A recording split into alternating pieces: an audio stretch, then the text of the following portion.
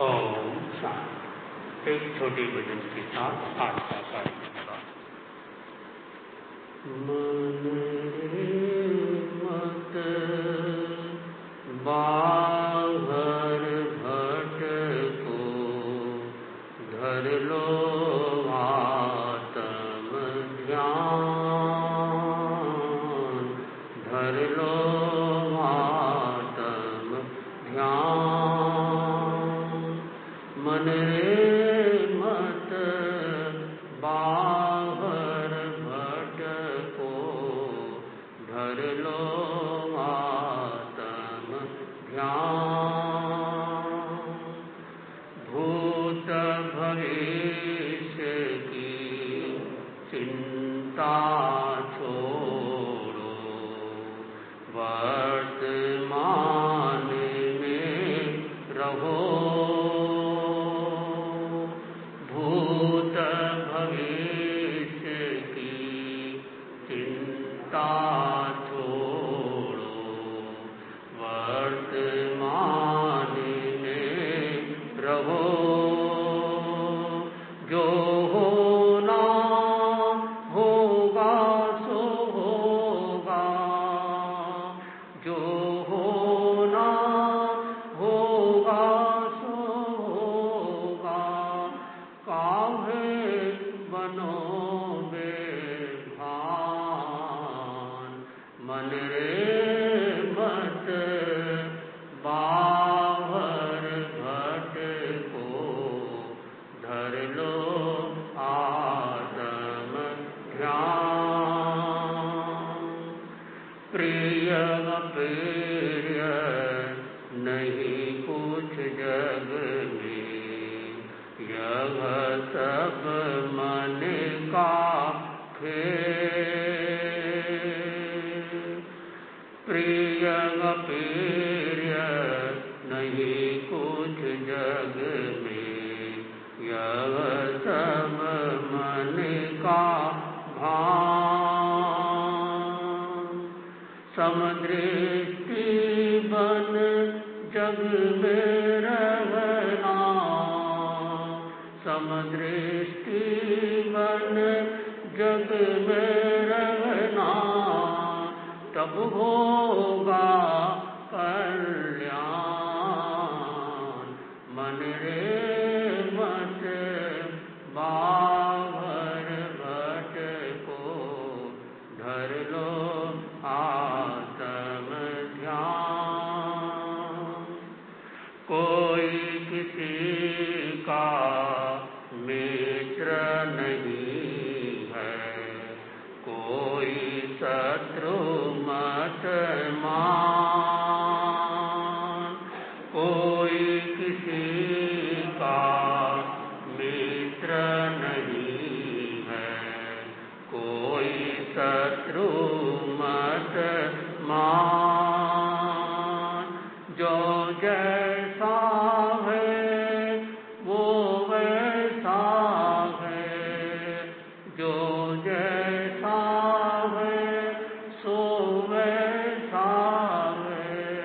सबको आत्म ज्ञान, मन रे मत बाहर भटको, धर लो आत्म ज्ञान। श्रद्धा से नमन करे हम, तेरा अनुसरण करे हम। पढ़ पढ़ के स्मरण करे हम, महावीर स्वामी, महावीर स्वामी।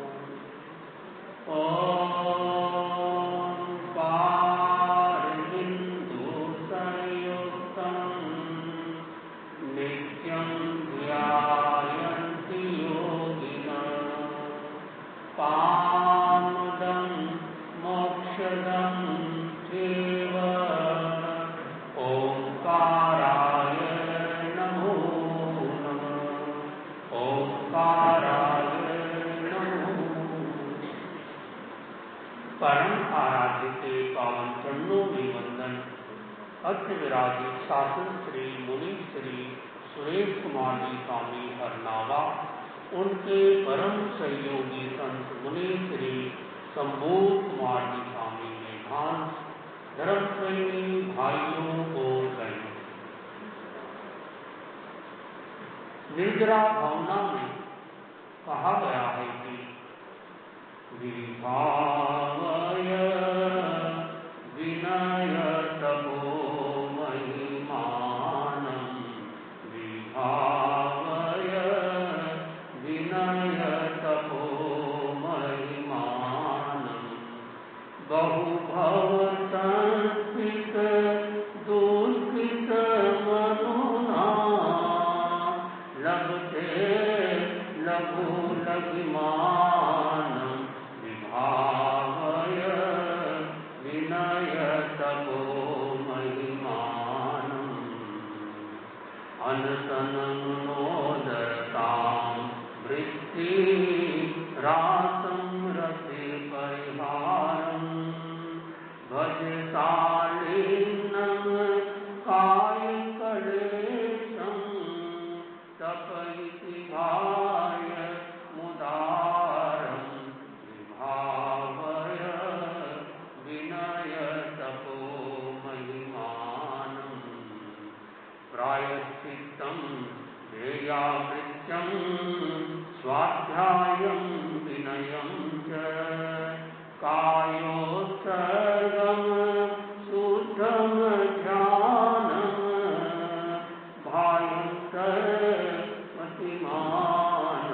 विभावय विनय तपो महिमानं, विभावय विनय तपो महिमानं।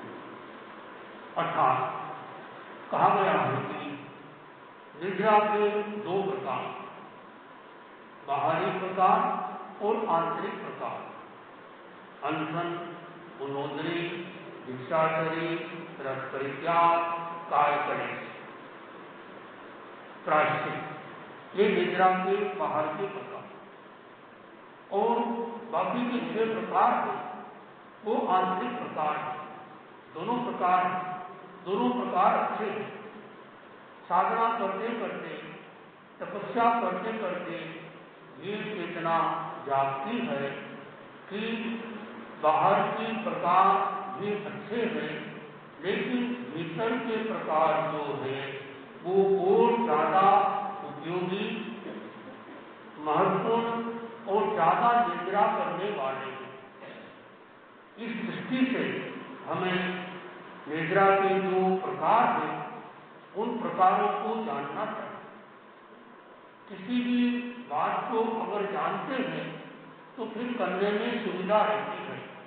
इसलिए भगवान भावी स्वामी ने फरमाया, पद्मं ज्ञानं तवोदया, पहले जानो जीव क्या है, अजीव क्या है, पुण्य क्या है, पाप क्या है, व्रत क्या है, अव्रत क्या है, सावध्य क्या है, निर्बद्ध क्या है।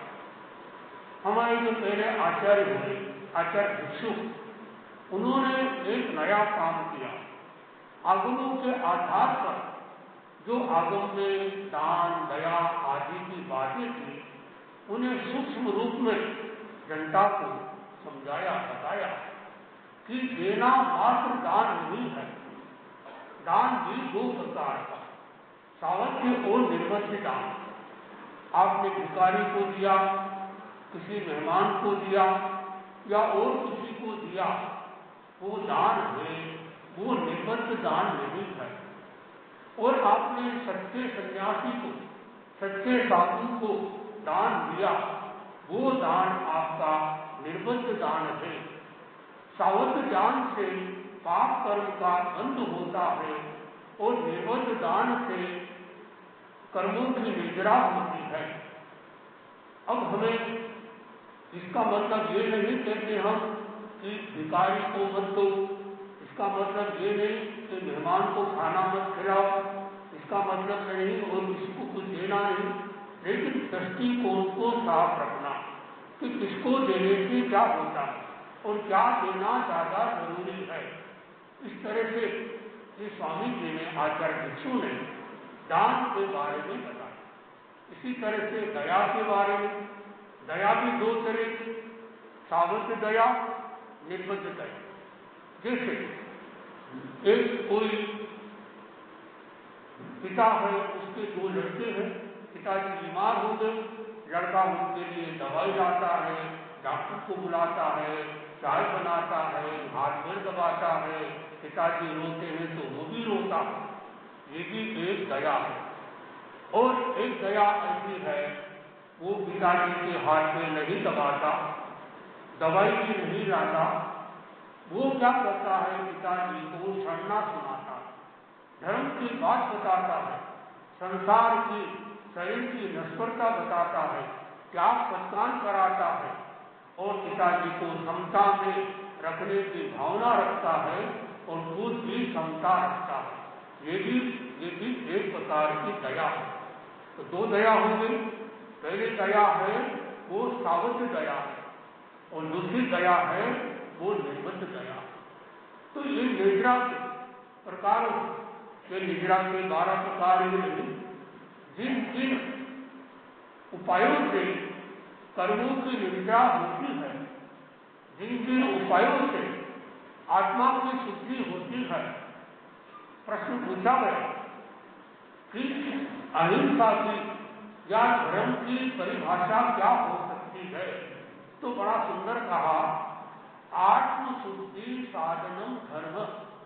जिन साधनों से आत्मा की शुद्धि होती है, नो डाउट, जब आत्मा की शुद्धि हुई तो हमारे भावों की भी शुद्धि होती है। जब भावों की शुद्धि होती है तो हमारे मन की भी शुद्धि होती है और जब हमारे मन की शुद्धि होती है तो हमारे शरीर की भी शुद्धि होती है। एक क्रम यह है, पहले शरीर को शुद्ध करो, फिर मन को शुद्ध करो, फिर भावों को शुद्ध करो, फिर आत्मा को शुद्ध करो। और एक क्रम यह है कि पहले हम जो मूल तत्व है हमारी दूषित आत्मा, उस दूषित आत्मा को शुद्ध बनाए। तो ये भी एक क्रम है। एक कठिन काम है, पहले आत्मा को शुद्ध बनाना बहुत कठिन है, शरीर को शुद्ध बनाना सरल। तो दोनों क्रम है, तो दोनों सारे प्रकार निर्जरा है। तो हम अपने जीवन में इन निर्जरा के जो प्रकार बताए हैं, उनमें देखिए कि आपके जीवन में 12 प्रकार में से कौन से प्रकार हैं, आपको निद्रा के कौन से प्रकार अच्छे लगते हैं, यानी आपके शरीर को, मन को शुद्ध करते हैं। कई लोगों को तपस्या नहीं होती है, 1 घंटा भी चाय न मिले पित्त बढ़ जाता, उपास तो दूर की बात। कई लोगों को थोड़ी देर भी भूखा नहीं रह सकते, मनोदरी नहीं होती, कुछ न कुछ चाहिए। और कुछ लोग संकल्प नहीं कर सकते, कुछ लोग दूध, दही, घी, तेल आदि नहीं छोड़ सकते। ये भी एक तपस्या। तो 6 विषय होते हैं, दूध, दही, घी, तेल, 4 हो गए, और एक चीनी। और जो कढ़ाई यानी चूल्हे पर जितना भी चीज तैयार होती, जिसके अंदर में मानो घी डाला हो, जिसमें चीनी डाली हो, जिसमें तेल डाला हो, ये कोई भी चीज, उसको बोलते हैं कढ़ाई भूले। अगर कोई व्यक्ति संकल्प कर ले कि मैं केवल एक विषय के आधार पर जीवन चलाना चाहूं, तो अगर वो कढ़ाई विषय रखता है, 5 विषय छोड़ देता है, तो भी उसका जीवन चल सकता है। जैसे दूध गर्म हो गया, नीचे रख दिया और आपने उसमें घी डाल दिया, 2 विषय, आपने चीनी डाल दी, 3 विषय। ठीक, अगर वो दूध गर्म हो रहा है चूल्हे के ऊपर या गैस के ऊपर, उसी दौरान यदि आपने उसमें घी डाल दिया, उसमें यदि आपने चीनी डाल दी, कुछ भी डाल दिया, अब वो दूध विषय भी नहीं रहा, अब वो चीनी का विषय भी नहीं रहा, अब वो घी का विषय भी नहीं रहा, 3 विषय आपके बन गए। कौन सा विषय कराएगा? कढ़ाई विषय कराएगा। तो विषय को लोग त्याग सत्कार करने वालों को इसकी जानकारी रखना चाहिए कि कौन सी विषय है, कौन सी चीज बिगड़ी नहीं है। इस तरह से जानकारी होगी तो त्याग पहचान करने में अच्छा रहेगा। बहुत सारे श्रावक श्राविका होते हैं, वो सुबह उठकर 14 नियम चिताते हैं कि आज का दिन मेरे कैसे बिताना है, मुझे कितने कपड़े रखना है, कितने चप्पल जूते रखना है, कौन सी दिशा में जाना है, कौन सी दिशा में नहीं जाना है, क्या करना है क्या नहीं करना है, ऐसे। क्योंकि जो भ्रष्ट है श्रावक श्राविका है वो उनको सारा अव्रत लग रहा है। अब वो अव्रत को रोकने के लिए ये उपाय है कि वो रोजाना त्याग प्रस्थान करें। यदि आपको रोजाना त्याग प्रस्थान करने में कठिनाई आ रही है तो आप एक ही उपाय करो, 3 करण 3 योग से आजीवन सावध योग का त्याग कर दो, फिर आपको रोजाना त्याग नहीं करना पड़ेगा। इसका मतलब क्या हुआ समझ गए? आप क्या बन गए? साधु बन गए, साध्वी बन गए। रोज बार बार त्याग, ये भी त्याग करो ये भी त्याग करो, कोई त्याग छूट जाए तो कर्म का बंधन चलते ही रहता है। तो इतना सारा अगर, और देखो एक बड़ी मजे की बात, पहले के जमाने में दीक्षा लेना कठिन था और घर में रहना सरल था। आज की तारीख में दीक्षा लेना सरल हो गया, घर में रहना कठिन हो गया। मंत्री मुनि के शब्दों में जो पालो सोरो घर बसानो दोरो, यदि आपको घर बसाना है, दुकान खोलना है, बड़ा कठिन है। घर बनाना है, 6 साल की हिंसा होती है, शादी करना है कितनी हिंसा होती है, बच्चे करना है कितनी हिंसा होती है, और कितना कठिन है सब। आसानी से शादी भी नहीं होती, आसानी से बच्चे भी नहीं होते, आसानी से दुकान भी नहीं चलती, आसानी से घर भी नहीं बनता। इतने सारे काम में सब में कितना करना कठिन है। और आपको दीक्षा लेना, बस आपने बोल दिया कि 3 करण 3 योग से आजीवन सावध योग का त्याग है, आप सन्यासी बन गए। चाहे आपने ड्रेस चेंज नहीं की हो, फिर आप घर में नहीं रहो, तो सावध काम का आपने त्याग कर, आप निकल जाओगे घर से बाहर। तो कितना सरल है। लेकिन मनुष्य की क्या विशेषता है, घर में रहकर 100 कष्ट सहन कर लेगा, मंजूर है, लेकिन सन्यासी बनकर 2-3 तरह का कष्ट भी सहन करना नहीं, क्योंकि उसका मनोबल कमजोर है। मैंने देखा बंबई में, आपने देखा एक कमरे में एक ही कमरा सब कुछ कर लेते, लेकिन बंबई नहीं छोड़ते। तो लोग पूछते कहाँ रहते हो, बोले बंबई में रहते। और कठिनाई कितनी है, तभी बंबई को नहीं छोड़ते। कई लोग ऐसे होते हैं। एक महिला कार में बैठकर घर पे गई और घर पर उसने, घर वालों ने देखा इसको पसीना बहुत आ रहा। बोले आज इतना पसीना क्यों आ रहा? बोले आज कार में तो गर्मी बहुत लगी। तो तुमने कार में जो कांच था, मिरर शीशा, उसको खोला नहीं? नहीं, उसको तो नहीं खोला, उसको मैंने बंद रखा। क्यों? अगर मैं शीशा खोलती तो लोग क्या समझते, इसके कार में एसी नहीं। कितनी अपनी घर की हल्की लगे, अपनी घर की हल्की न लगे इसमें शीशे को बंद रखा, लोग सबके कार में एसी है, प्रतिष्ठा के लिए प्राण गया जा रहा। ऐसी क्या फायदा दिखाने में? तो प्रदर्शन नहीं होना। तो यह आ गया कि हम निद्रा करें, तो आप 6 विगय होते हैं, तो इन 6 विगय को छोड़ने की कोशिश करें। काय करें, यानी निर्बंध प्रवृत्ति के द्वारा शरीर को साधे, योगासन आदि का अभ्यास करें। और मैं कल पढ़ रहा था, वो योगासन के कितने फायदे भगवान महावीर स्वामी ने बताया। अध्यात्म में प्रवेश करने का पहला कोई द्वार है, पहला दरवाजा है, वो है योगासन। आज योगासन लोग करते हैं, लेकिन बीमारी को मिटाने के लिए योग मत करो।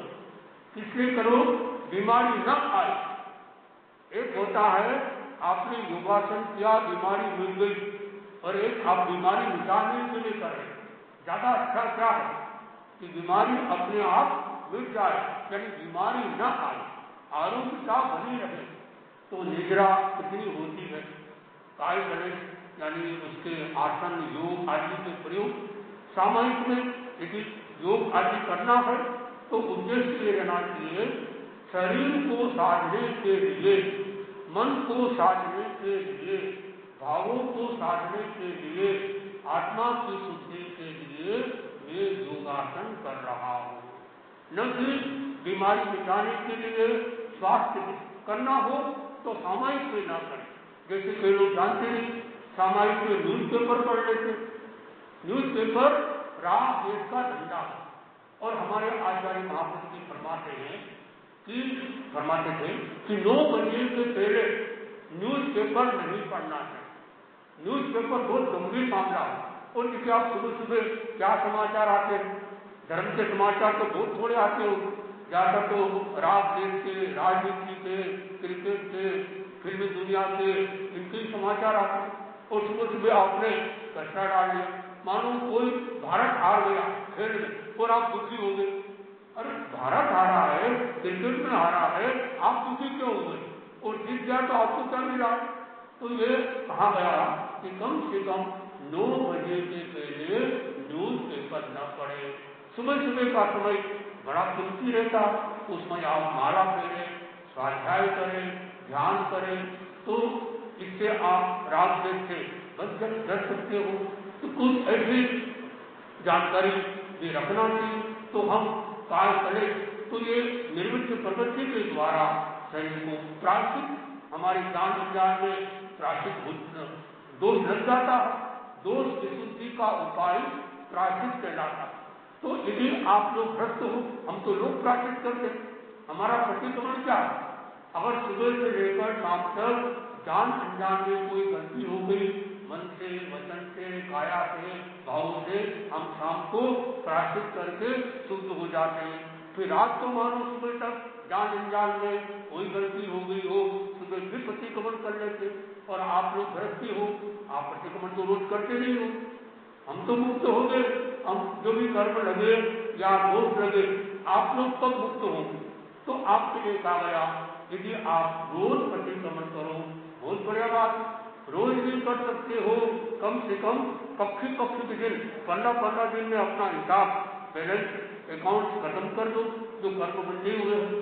वो भी नहीं हो सकता है, फिर 15 दिन आते, फिर 15 दिन आते, फिर 4 महीने बाद पक्षी आती है, फिर 4 महीने बाद पक्षी आती है, फिर संवत्सरी के दिनों में भी प्रतिक्रमण आदि किया जाता है।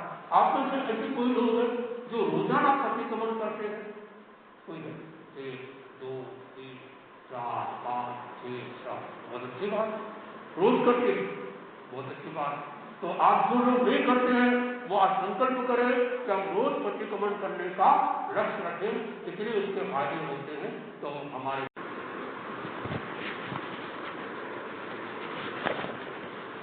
ओम शांति।